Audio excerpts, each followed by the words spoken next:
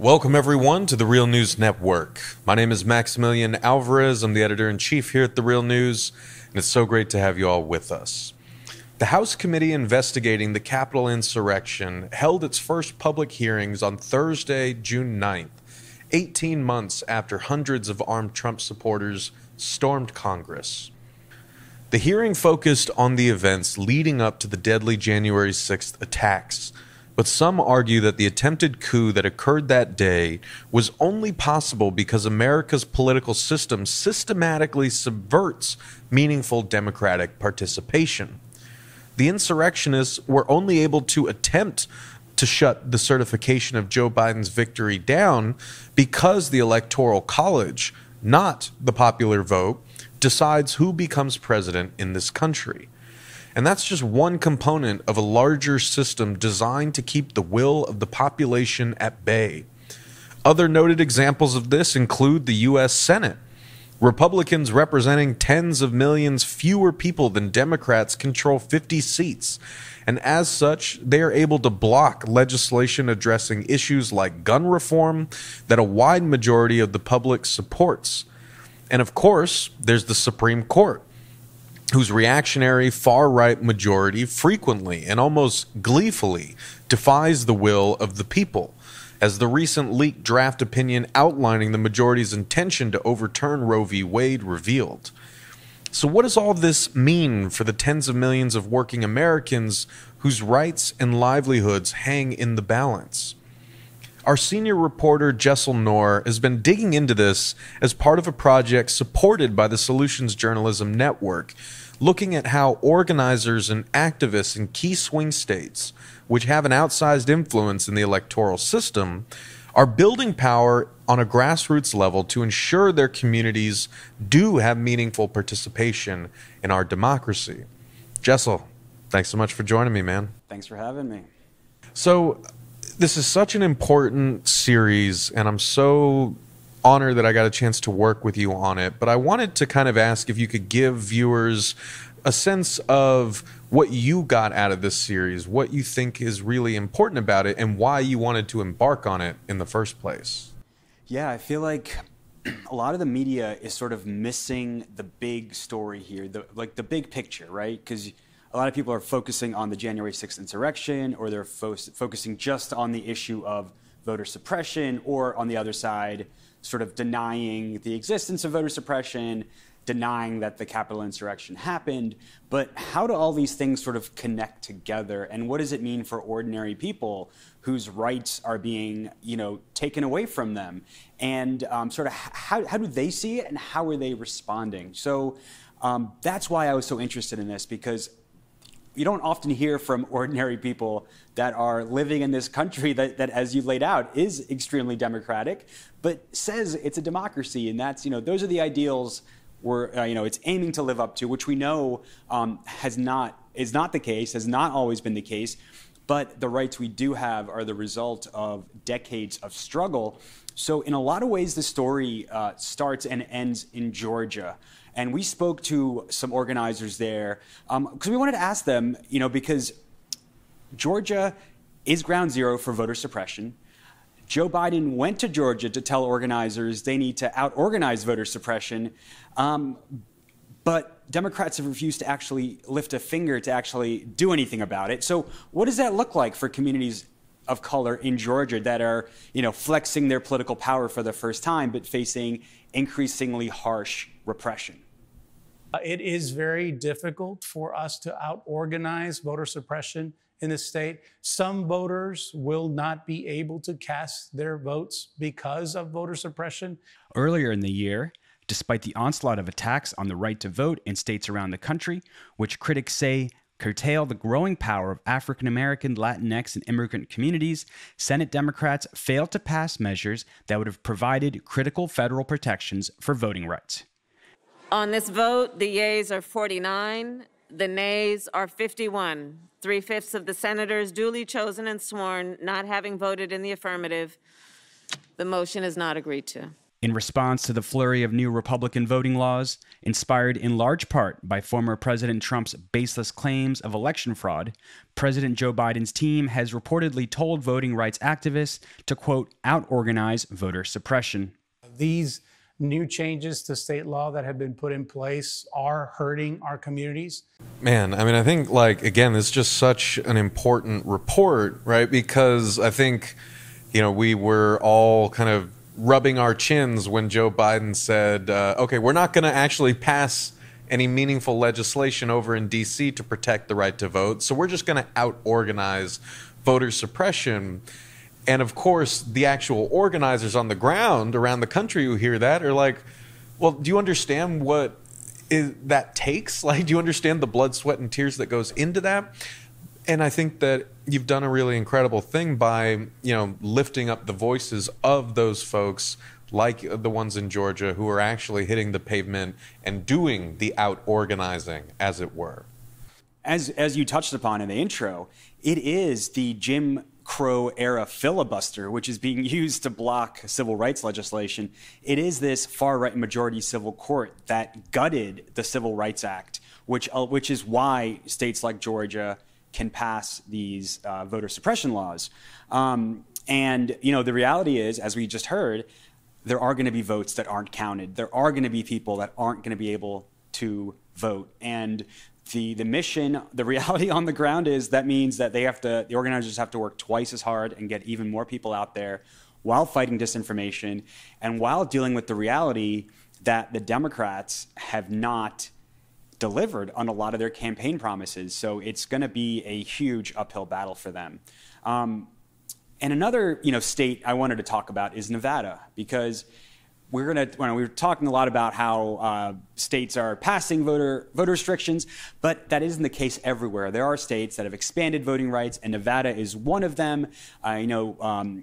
Formerly incarcerated people have the right to vote. People with disabilities have a greater access to voting. And it's one of the states where Native Americans can actually request ballots be delivered to the reservations, and they are actually able to vote on their reservations, which was the most mind-blowing thing I learned about in this story, that after centuries of genocide, after a century of being able to legally vote, Native Americans are just in the last decade getting polling sites on their own reservations, which is just, you know, incredible. But the two tribes we spoke to in Nevada led the fight on that, and the Nevada legislature codified that into law.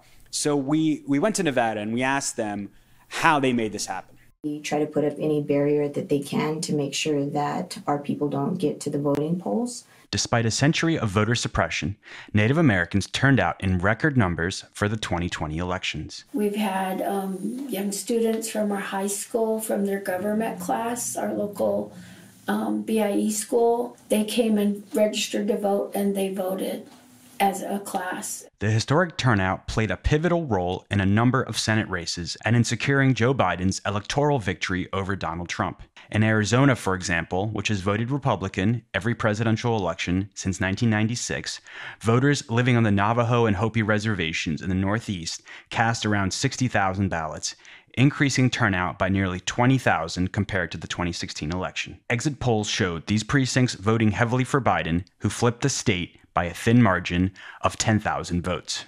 One of our eldest, and she was 100 years old, and it was her first time voting. A culmination of tireless efforts of Native voting rights activists and landmark court cases. Native Americans won their right to U.S. citizenship a century ago in 1924, but had to fight for the next 40 years to secure the right to vote in every single state. There's so many parts of that story in particular that struck me. One, like you said when you were introducing, it was just how nuts it is that this is still the fight that, you know, Native voters have to wage, you know, to get polling places on their reservations in a very expansive state. It's not like, as you detail in the report, it's not like it's a hop, skip, and a jump away to get to your nearest polling station. Sometimes you're going tens, dozens, even over 100 miles. And so it was just so eye-opening to watch that report, and it was inspiring, frankly, to see the efforts of folks working on the ground to make sure that their community is engaged and has access to our most basic fundamental democratic right. And like you said, it's a kind of varied picture depending on where in the country you look. And we go from Nevada to a state like Wisconsin that has gone through many changes of late, and some of those I reported on myself over the past year when our brilliant camera man and studio technician Cameron Granadino and I joined Hannah Ferris at In These Times to investigate what the state looked like 10 years after Republican Governor Scott Walker declared war on the labor movement in Wisconsin and rammed through Act 10, which has been devastating for working people in the state. But, Scott Walker really, as you report on in your solutions journalism supported report on Wisconsin and the battle for voting rights there, Scott Walker really came out of this Tea Party wave, which was itself kind of a backlash against Obama becoming president. And with that wave, he declared war on the labor movement, on working people. He, instituted or accelerated extreme partisan gerrymandering. He did a lot of damage. And, it's not like Wisconsin, voting rights in Wisconsin were perfect before that. Right. And so you actually went and spoke to folks on the ground in Milwaukee, the most segregated city in the United States, who are doing that on the ground work to, basically counteract with people power this sort of restriction on voting rights. So tee this clip up from your report. Yeah. And another big shout out to Cameron Granadino, because he, was on the ground with me. And, we wanted to go to Wisconsin because it's a battleground state. It is a purple state. It's a state that has, a Democratic senator, a Republican senator who's up for re-election, one of the most vociferous election deniers. And it's also where, you have the most segregated and incarcerated city in the country, Milwaukee. And because of gerrymandering, has virtually no political power in the state, despite being, one of the biggest cities in the state. And the result of that is that people are living in extreme conditions, extreme poverty, and, trying to tell them they live in a democracy is a joke, because they know that their vote really doesn't matter on a state level. So what does it look like to organize in those communities and to build political power in neighborhoods where promises have been broken, where voter ID laws have meant that they had the lowest turnout in the last couple elections in generations. We know that MLK, became famous for his fight against segregation and for voting rights in the South, but it was in the North where he faced some of the strongest racism, right? We forget that. So the legacy of racism lives on in places like Wisconsin. So we went to Wisconsin and we talked to an organization called BLOC, Black Leaders Organizing for Change, that are on the front lines going door to door in some of the poorest, most segregated communities in Milwaukee, and trying to figure out what people need to survive. When you come door to door and talk to people like they're humans, I think that's a better fit for this neighborhood, because people are already afraid. And you don't want to believe everything you see on TV. And when a person confronts you face to face, it's more personal. That's what I think. I think that's more caring. And they're helping residents overcome the numerous obstacles to voting. A crucial task, says Angela Lang, the group's founder and executive director. And the challenges around voting are being able to constantly limit early voting hours, taking away polling places, taking away weekend voting, where so many people utilize. But then also we have photo ID in our state, and not everybody has an ID. Not everyone has the most up-to-date ID. Man, I mean, it really hits in a different way watching this. As we are simultaneously watching the kind of House investigation on the January 6th Capitol insurrection, right? I mean, I think understandably a lot of us have tried to, forget or suppress that memory, and now it's all coming flooding back. But, when I see that footage and of the Capitol insurrection, and I put it alongside the reporting that you're doing, I'm just reminded of how divided this country actually is. I know that gets said a lot, but what that actually looks like is having kind of silos of people who learn to see each other as less than people, right? As almost different species, living in our different respective echo chambers and cocooning ourselves within these certain versions of reality that we come to believe so strongly that people will be willing to storm the Capitol over it, right? And I think that, a lot of people are asking themselves right now, how can we possibly bridge these divides? How can we possibly reestablish any semblance of dialogue between, the increasingly divided segments of our country? And I think that that's where, the reporting that you did in Pennsylvania and North Carolina are really important and really instructive, right? Because it's not, there's no one solution to this. I think that's a really important message that comes through in your reporting for the Solutions Journalism Network on this project. But I think what you showed by, again, going to the grassroots in Pennsylvania and North Carolina and talking to organizers about how even in deep red, rural segments of these states that Democrats have largely written off, right? They are trying some interesting tactics to reconnect with their neighbors and their fellow citizens, and are actually having some pretty promising results. So could you say a little bit about what you found in those two states?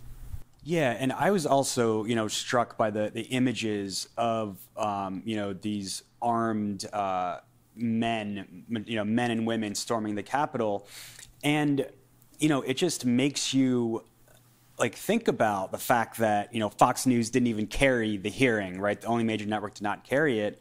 On one hand, but on the other hand, people are living in extreme poverty. People are faced with hopelessness. People are faced with stagnant wages and inequality. So, what is the reality going to be for people that see no hope and are being radicalized, right? They're being radicalized because the Republicans have a message and they're going out there and saying, look, this system is rigged against you, and you need to join our side. The election's being stolen. We're fighting for you, so come join us. And the Democrats haven't really countered that as a party. They haven't gone to these rural areas that have been economically devastated, socially devastated, hurt by the opioid epidemic and all these other challenges. And like you said, largely written them off, not being able to go and tell them what they've done for them because, in a large part, they haven't done it.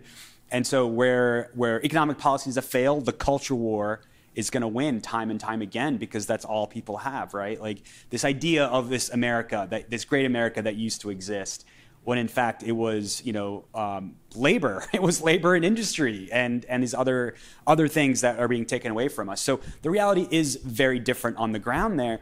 So the question that these organizers are dealing with is, they live in those communities. They have to find a way to reach out and to win people over. And traditional political campaigns, when you're going around knocking on a door, is not going to reach those people. Dropping flyers, not going to reach those people. You need to talk to them like they're human beings, and you need to listen to what they want. And this doesn't even just apply for people with a different point of view, because if you are a minority, if you are a person with a different political persuasion in those same areas, those deep red areas, you're also not going to want to participate in the political system because you know that area is gerrymandered and your voice isn't going to matter. So what they're doing is literally going around and asking people what they need. What services do they need? Do they need housing assistance? Do they need rental assistance? And that is how they're connecting to people. It's proven to be 100 times more effective than traditional canvassing. It's something the Democratic Party does not embrace, but People's Action, a progressive grassroots advocacy group, has embraced it. Dozens of smaller groups, their infinity groups in swing states have embraced it, and a study found 100 times more effective than traditional canvassing, and it's making a deep impact.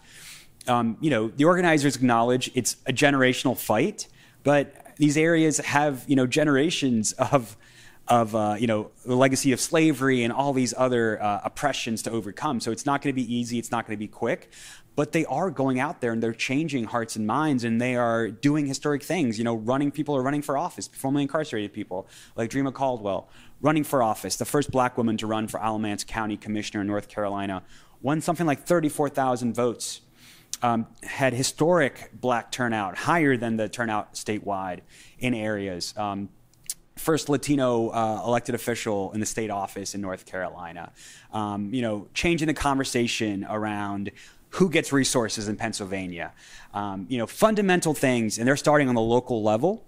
But that is inspiring. They're going to the scariest places. They're putting their lives on the line. They're going up to houses with people that are flying Trump flags, as mostly women of color, and they're trying to engage with people. Doesn't always work. It's dangerous, but they're on the front lines and they're putting in that hard work, and they're winning. They want to make it about polarizing viewpoints or battling cultures, when really it's about corporate interests and, manipulating us to fight against each other. In rural North Carolina, dog whistle politics, scapegoating minorities for social and economic problems, have long fueled racial resentment, but have done little to alleviate high poverty rates and skyrocketing inequality, says Alicia Walker-Patterson. Certain communities are barred from the political process via their economic. If you have to work all day and your boss isn't giving you time off to vote, then you can't go in and vote. Walker-Patterson is deputy field director of the grassroots group Down Home, North Carolina. They engage residents with the political process by showing them their voice matters. A lot of the doors that we knock, they're like, wow, no one's ever knocked on my door before. No one's ever tried to hold a political conversation with me. Since 2016, these progressive activists have organized areas like Alamance County, parts of deep red rural North Carolina long ignored by the Democratic Party. Down Home has found just going door to door and asking voters to support a cause isn't going to make a big difference here, a sentiment backed by a growing body of research. Other canvases I've been a part of and other campaigns I've been a part of are definitely focused on trying to get people to agree with us, or trying to sell a certain person that someone might or might not know or might not ever meet. Instead, Down Home relies on deep canvassing. Man, well, again, just shout out to those organizers, shout out to everyone, all around the country who is doing something, right? People who are realizing that it is within our power to do something about this. And people are not waiting anymore for, some party official to save them, right? Or someone, some deus ex machina to save us. And I think that that's, whatever your political persuasion is, I think that if we believe in democracy as such, seeing people kind of take that power, use that power, and try to build that power together is something that we can all get behind. And it's something that we need to have a functioning democracy in this country. Or get offline and do something. Get offline and please go do something. Go talk to your neighbors. Talk to your neighbors, touch some grass. The benefits, are immeasurable, I promise you. And, I'm so proud of this series. I'm so proud of you and everyone that you collaborated with on this, because I think it's a really, really invaluable contribution to our, just political discourse, especially as we head towards the 2022 midterms, which I already got a massive headache thinking about it, but we have to always remember who and what is at stake here and who the people on the ground doing that organizing actually look like and what they're actually doing. And I wanted to thank you for doing that. Wanted to thank Solutions Could not have done it without your support and the support of everyone else here at The Real News. Teamwork makes the dream work, right? And I want to thank Solutions Journalism Network for all of their incredible support in making this happen as well. And it's something that we're going to continue covering here at The Real News. We're going to build on the great reporting that you did through the midterms and beyond. We want to see these struggles through. We want to keep viewers, listeners, and readers informed on the battle for democracy. But, it's with a heavy heart that I say that, you will not be joining us, you know, like in a professional capacity on that journey, because this is your final, you know, production here at The Real News after almost 10 years here. And, you know, I think I'm not going to embarrass you too much. I'm not going to tear up myself, but I think I speak for the whole Real News crew and our incredible audience when I say that, you know, The Real News would not be what it is without you. And, you know, I went through looking at all the reporting that you've done, all the folks, the team members that you've worked with, all the stories in Baltimore and beyond that you've reported on. It's really incredible, man. And so I just wanted to thank you for all of your work on this series and in general, and to say that we're going to miss you and we love you, and we couldn't be more grateful for the work that you do. Yeah, and it's really been a dream working here, working with you, working with Cam. We've traveled like all over the world together. And yeah, like, you know, get to talk to people that are making change, that are fighting for justice in their communities, who don't get on the local news, who don't get interviewed in their local papers, and giving them a voice. And, you know, it's been, you know, some of the best years of my life, and I'm not going away. I hope we, you know, hopefully we'll still continue to collaborate and work on stuff together.